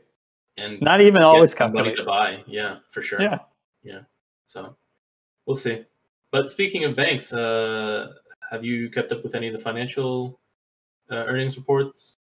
Never. What's the reason why? Oh well. Oh, I don't follow the news. But... Okay, fair enough. Financial institutions apparently have reported record earnings numbers. I think JP Morgan specifically reported like a 5 times earnings surprise in the last quarter. Okay. What was the attribution? Oh, you don't know. Okay. Treasuries, I think. How so? Quantitative easing. But I don't really know. So they're getting the lower interest rates. Maybe, I don't know. But the interesting thing about it is that in the midst of reporting a 5 times earnings surprise, I believe I'm right about that. I double check, of course. They're also issuing like $15 billion in bonds. And to me, I don't know how this works. It seems a little weird to me that in a quarter where you report record numbers, you should be doing really well. So why would you want to get even more money? I don't know. I guess this happens all the time, though. Companies, they do secondary offerings all the time, but if that's the case, why not do a secondary offering? Why do a bond purchase instead? Okay, so let's do a few things, right? So they make money. Yeah. So that's one piece, right? And potentially that's just one quarter. Yeah. So they could be really suffering, but they just had a really good quarter. Yeah. So that's, I think, one piece. So it doesn't mean that they don't need money, right? Another piece of related to that is, I feel like most banks, let's say classic commercial bank, they're making money by lending. So that would mean that whatever, because of quantitative easing, let's say you're saying, then those rates are coming down enough that they can offer more loans at whatever risk appetite they have, and they should be making some spread on those loans. That's one piece. The borrowing piece, well, people borrow money all the time, right? Like, just because I can buy a car 100% cash doesn't mean that I don't lease it or finance it, right? You can, because you can be like, oh, okay, I can get the big sticker rate that everyone loves is 0%, right? Like, oh, you could borrow at 0%. Well, if you're borrowing at 0%, you're kind of like, well, this is kind of free. I don't have to pay anything for borrowing it, and I could use that money in investing in my favorite GameStop or whatever, right? So then they'll be like, yeah, I'll borrow all day and invest in something that will make more than that cost. So I don't think that that's crazy, that it's like completely ridiculous that someone could make money and borrow money at the same time. Yeah, maybe not. For the treasury, You don't sound convinced, though. Yeah, I'm not convinced, just because I have to do more research. I don't know, but No, also I got preoccupied. So let me just get this out with the quantitative easing in treasuries. There's probably some sort of arbitrage going on there, where they're buying it for a cheaper price on the open market, and then when the QE schedule comes up for whatever duration that they're trying to flip to the Fed, they make money at the auction. So it doesn't necessarily have to do with any interest rates. It could just be purely arbitrage based on market price and auction price. So, well, they're a huge company, so they do a lot of things. For all I know, it could be their real estate went up or something. For sure. And if you look at the auction data, you're beginning to see more and more that some of these treasuries are being bid into the negative interest rates, which means people are paying a lot of money face value for them. So the demand is there. So yeah, I don't know.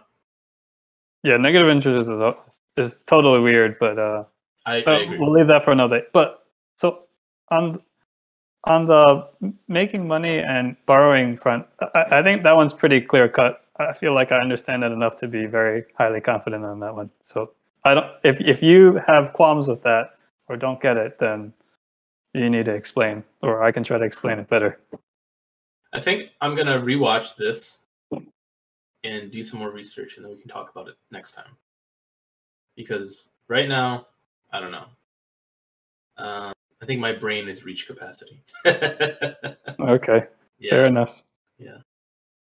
So I don't know. Some people are interpreting it as the banks are in financial trouble and just being quiet about it, so they're trying to raise as much capital now while they still can, before any negative news hits the press. So, we'll see if that's right, or if you're right, or I don't know who's right. Well, I mean, I don't want it to be about me right or someone else's right. I'm like talking like really, really basic facts here, right? If you were a millionaire and you wanted to buy a house outright, you could. Like, let's say it was $100,000 house, or you could say, I could borrow at 0%. Yeah. And I could invest in a great stock like GameStop, let's say, because you can agree with that. And so, you could make money and borrow money for free. Yeah. And you'll be okay. Like, I'm trying to keep it really simple, right? Yeah, so if we can't agree with that, you're right. You're right. I have no problems with that. I have no problems with that. Yeah, I don't know. All right. Again, sometimes timing just kind of throws things off, because something totally benign can seem suspicious based on timing.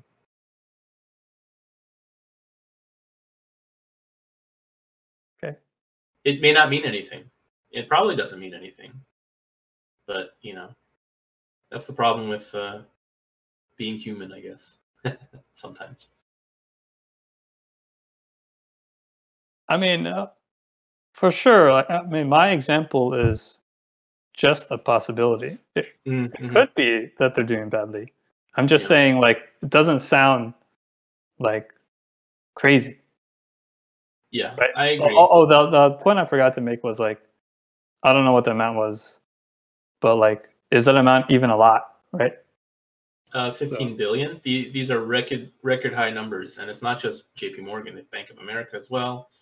I think Citi is also doing it. Citi, on top of that, is closing a number of foreign branches. No, that's record numbers. I feel like is like not really meaningful, because in general we're always moving towards record numbers because there's just more and more stuff happening.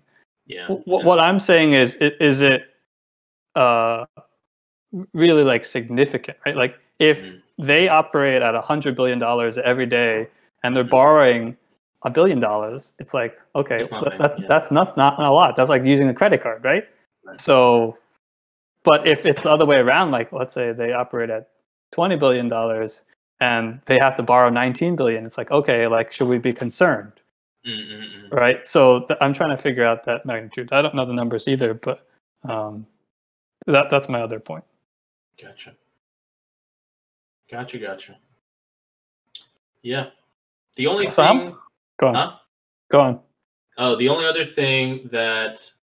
you're going to shake your head at this, but I just wanted to mention it just to get it out there.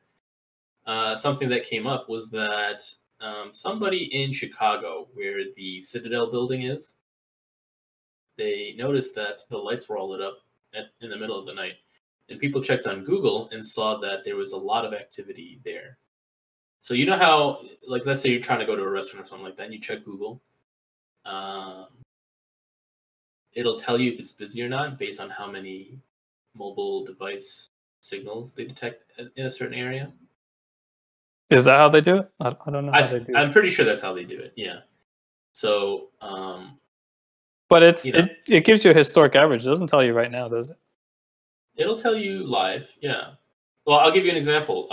Last week, 2 weeks ago, when I went to go meet up with Oleg in the city, we met up at a bubble tea place, and while I was on the train headed there, I looked at my phone, checked out the place, and saw that it was exceptionally busy. So I was like, oh, that's interesting. This is a feature that I had never noticed before. It's probably been around for a while. I just don't get out much, so I never really noticed. So then I looked into it a little bit, and I'm pretty sure that they just use mobile traffic to see how busy a certain location is at any given time. So two things interesting happened. So hold on, let's clarify that. I'm literally looking at it right now, right? So okay. When I look at the info, it says based on historical visits to this place, and it'll say like 4 p.m. It's 4 p.m. here right now in California. Usually a little busy is what I like. It's just one instance of a random restaurant, but and they have the rest of the night, right? Like maybe it'll be more busy at like 7 o'clock towards dinner time than 4 o'clock right now, but. From what I see, it's based on historical visits to this place, is what info is. So if they track phones, like, I feel like that's like that's pretty interesting, because then it is live, right? Okay, yeah. So hear me out, and then let's discuss and make a decision if we can, or maybe not. Let's just discuss. Okay. 2 a.m. I can send you screenshots later too. I just can't do it right now because the current setup. I don't need screenshots. All right, just 100% trust me. Okay, good. 2 a.m. The Citadel building is lit up like a Christmas tree. The lights inside are all on. The floors where the lights are on, we have determined to belong to J.P. Morgan and to Citadel. And the Google busyness indicator, or whatever, that's also peak. It's as busy as it can be, and that's at 2 a.m. Somebody else visits at 4:20 a.m. Again, 4:20 for a joke. Sees it lit up like a Christmas tree, and it's also verified by a third person who called a hotel manager in the area, told him to look outside the window, and the hotel manager says, "Yes, the lights are all on. No, I've never seen this before. It's usually not on, I guess, is what he really meant." And not only did that happen in Chicago, it seemed to happen in Europe as well. I forget exactly where, but in the World Trade Center of some European city, same thing. I don't recall exactly what financial institutions are there, but some banks were mentioned. And so, I don't know. Again, this definitely falls into the conspiratorial side. I'm probably putting too much weight into it, but considering the timing of it, it seems suspicious. And Wait. So what you're saying is, yeah, people went into this building at 4:20 in the morning, no, 2 a.m. 2 a.m. in the morning, Yeah. and it's suspicious how? Just because it's Citadel? It's Citadel, it's JP Morgan, it's like the middle of the night. People say that this isn't normal, that usually the lights are not on like this. And Okay. it's also peak activity. Like, I'm not saying that working late at night is weird. I'm saying working late at night at what appears to be full capacity, that is weird. Well, did the person that looked across the window say it was full of like 200 people or whatever? The windows were blocked. So a guy flew a drone up there and the windows were blocked. You know those like what do you call them? Yeah, Like you got partition blinds. things? Yeah. Where there were blinds, I think the blinds were mostly drawn, but also just like the big panel wall things that sometimes you put between cubicles. Those were all moved to the outside to block vision coming in. Yeah, I don't know. I don't Okay. know either. But the thing about the European city, it might have been Amsterdam or something. I don't exactly remember where. I can look it up and let you know if you're interested. But the I don't point want to know. the point there is that they have a curfew. And so these people should have been home, not in an office working. But same thing. In fact, I think in Europe, it was the activity according to Google was higher than peak normal. So it looks like it's all hands on deck. Well, let's just throw a few counterfactuals. Sure. So totally possible, right? I'll just start Yeah. with that. But I mean, normal for the last year, if they're using historical data, could be pretty low. So I don't know. Even if it was live, which from what I can tell is not live, unless Citadel's a special location that Google tracks. Let me stop you right there. Let me stop you right there and say that the peak is as high or higher in Europe's case as, say, 11 to 3 p.m. on a weekday. So that's like when everybody's in at work already, and not at lunch, not out to lunch, and should definitely be working. I would say, based on So did something happen at this time, like in the market or something? Not to my knowledge, because weekend markets are closed, right? But a lot of people came out and bought more GameStop on Friday, and a lot more people came out and bought AMC on Friday as well. And so the Friday after this event or before? Yeah, a couple days ago. Couple I don't know when the lights turned on. Was that yesterday? So it was the night of the 17th into this morning, 18th. And I'm sure people will go back tonight, and we might see things as well. And the other interesting thing is that after 2 a.m., this data disappears. So was it a glitch, or did they find out about this, or did they tell all their employees to turn their phones off? The other thing that is interesting is people went into the Wayback Machine to look at historical data, and they found that Citadel, specifically Citadel, I don't know about anybody else yet, I haven't looked into it, they changed their hours of operations from what appeared to be normal business hours to 24 hours. And that just happened today, yesterday, whatever.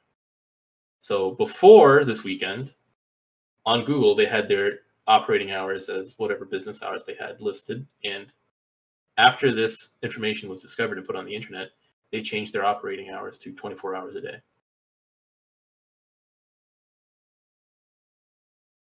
I have to verify that, so I don't know if that's true. So I want to be clear that from what I know about people working at Citadel, they can go work any hours anywhere. So. Sure. But yeah, I mean, if they changed it, then it's even more reasonable if someone was there. But I don't see what's special about someone being there. But you're saying that something's coming, right? So. Yeah. I mean, that definitely is what I'm saying. Again, I don't know, man. There's a lot of information. I still need to verify. So I don't know if Again, unfortunately, I don't really trust mainstream media too much these days, and so I have to rely on something that Sandeep calls anonymous crazies on Reddit. And I kind of like it. I think these are a good group of people. I do think a lot of them are being sincere and honest. Not all of them, but a lot of them are. So why? A lot of the stuff that they said seems to check out, you know, versus mainstream media. A lot of the stuff that they say doesn't seem to check out, especially when it comes to finances. You know, like say CNBC makes a stock recommendation. The pattern that I notice more often than not is that stock goes down, sometimes heavily, you know, versus like some of the people that I've been following, you know, if they make a stock recommendation, it goes up. And yeah, sure, maybe it's a pump and dump. Sure, maybe it's, you know, just a correlation. But I've read a lot this past year, especially these last 3 months, and I don't know, man. I mean, if everyone that listened to a CNBC recommendation made money, it just doesn't make any sense. Like, yeah, but I'm saying the opposite. I'm saying a lot of people who listen to CNBC lose money, at least in the short term. But then, like, everyone will just short the recommendations. I don't know. I don't think their recommendations are particularly supposed to be the best. So that CNBC, yeah, I agree with you. In fact, I tend to do the opposite of what CNBC said. Yeah, but I mean, anonymous crazies could be anybody, right? It could be good or bad, like you said. So yeah, I don't see how you can even develop a reputation for being a good anonymous crazy then. Sure. Well, looking at their post history on Reddit seems to help. Because you can check their historical predictions and recommendations and see if they have panned out or not. And if they can you delete bad ones though? Can you delete bad ones? I don't know. You probably can. Yeah, you probably can, but I don't know.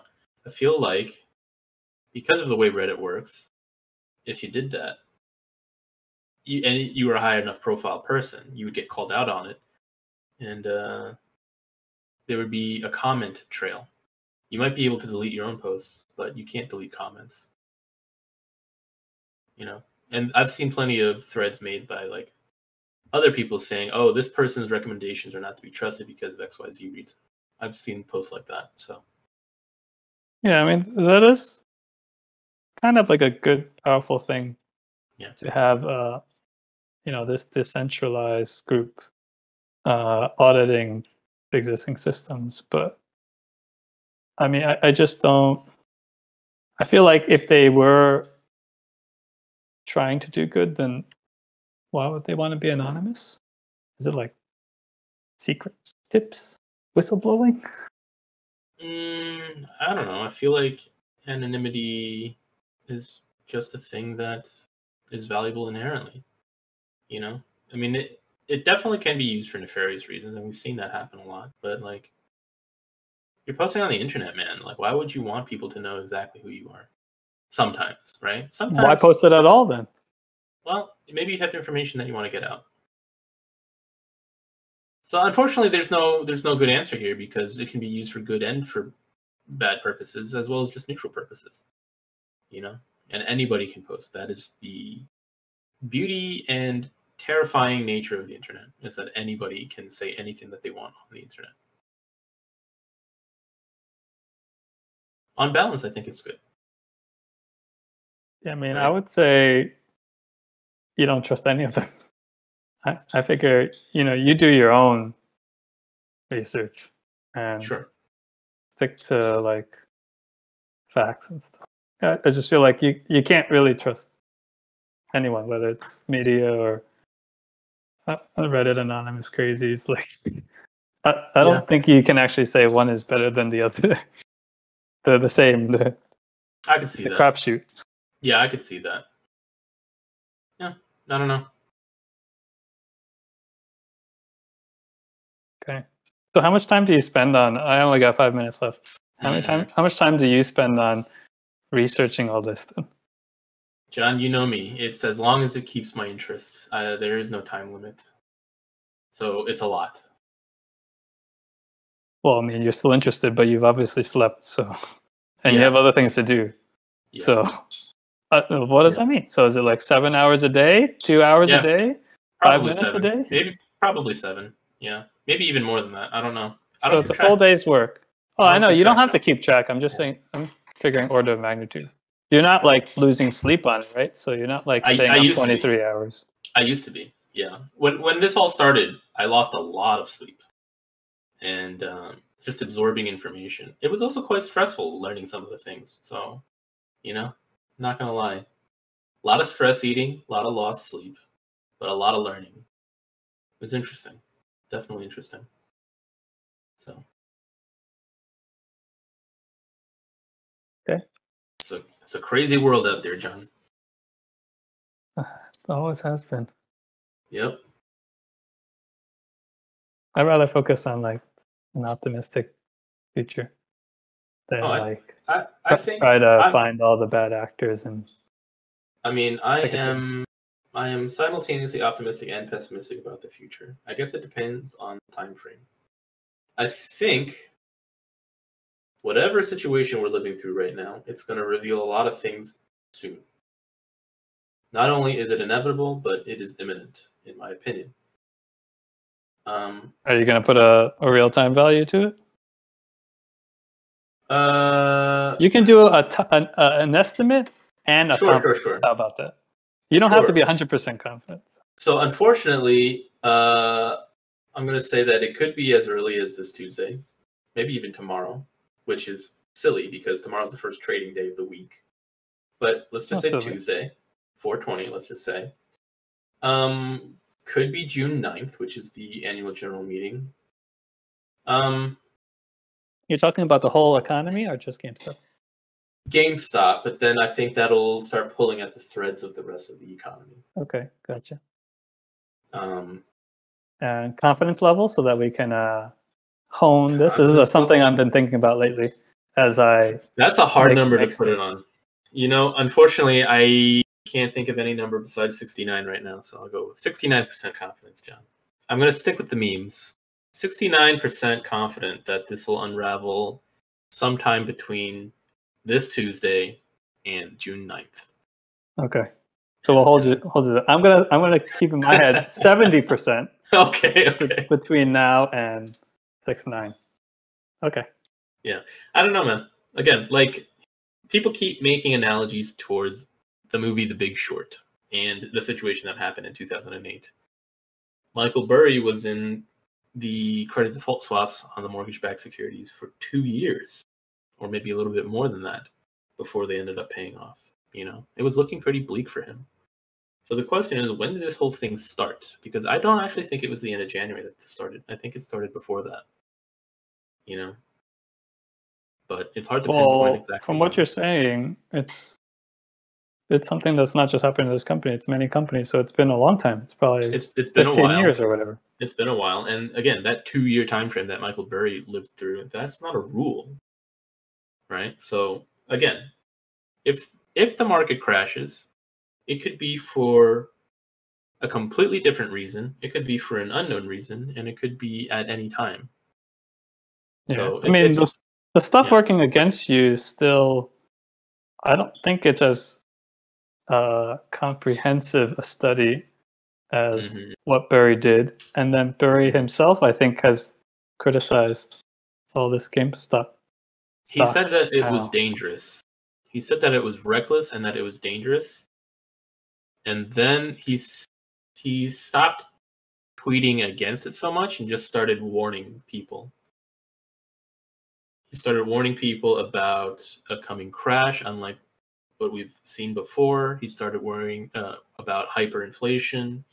He started leaving really cryptic messages, changing pictures, and things like that. He left a Japanese book, which is a translation of The Big Short, as a picture. This is on Twitter?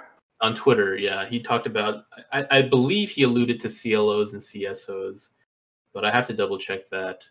And then the SEC visited him and he decided that he was done and that he deleted his Twitter. But there are Michael Burry dedicated accounts that just scrape his Twitter information and archive it. So there's a Michael Burry archive out there.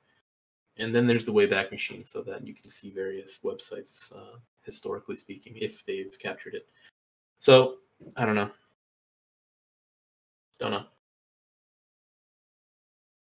John, have a good rest of your weekend. Have a good night, and I will Thanks. talk to you soon. You too. Rest up. Yep. Don't feel tired. I'm not. I'm feeling great. Okay. See ya. See ya.